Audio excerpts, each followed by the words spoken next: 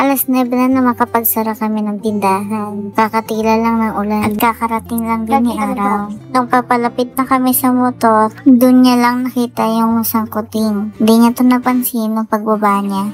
2 days na siyang pagala-gala.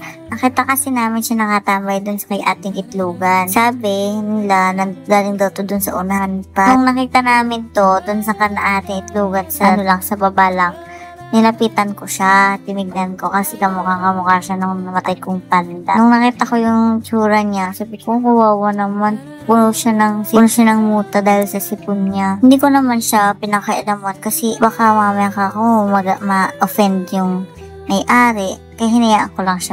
Pero kinahapunan, umuulan. Pumasok siya sa amin.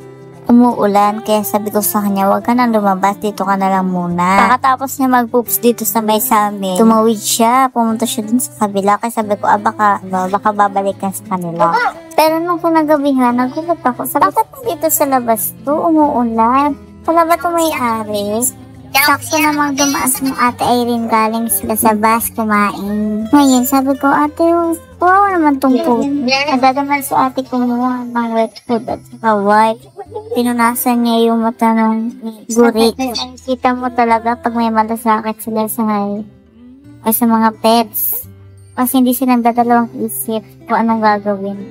Dito nga sa video na to, pumunta sa amin yung alaga ni ate Irene. Mahilig daw itong tumakas ng kapitbahay na. Sa ngayon, napag-desisyon na namin na hindi na ito ipapa-adapt kasi napamahal na sa amin to. Ito kasi mahirap dito Pag napamahal na sa'yo, mahirap na silang i-let go.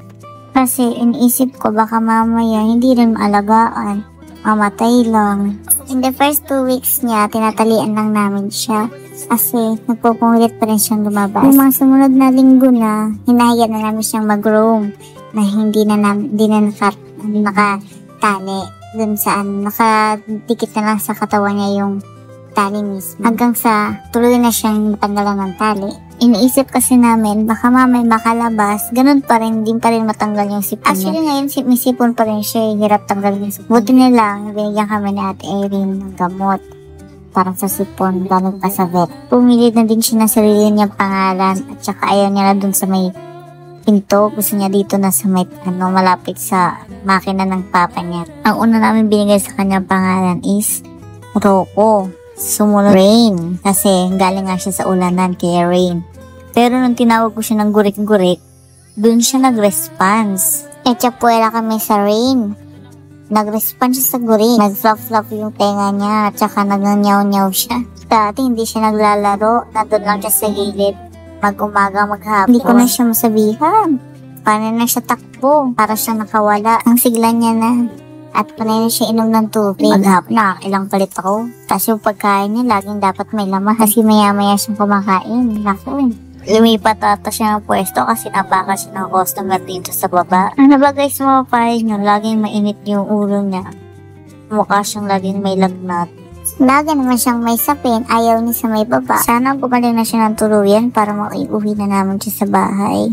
Hindi kasi namin pwede siyang iuwi hanggat may sipon pa siya, baka kasi maghawaan. 3 puso na kasi namatay namin dahil sa sipon Ang for parents, di nyo na kaya mag-alaga ng pusa, huwag nyo na paanakin. Katulad niyan, tinapon lang. Nilagamig din sa lahat ng gugutom. Parang tao din yun. Nakakaramdam din.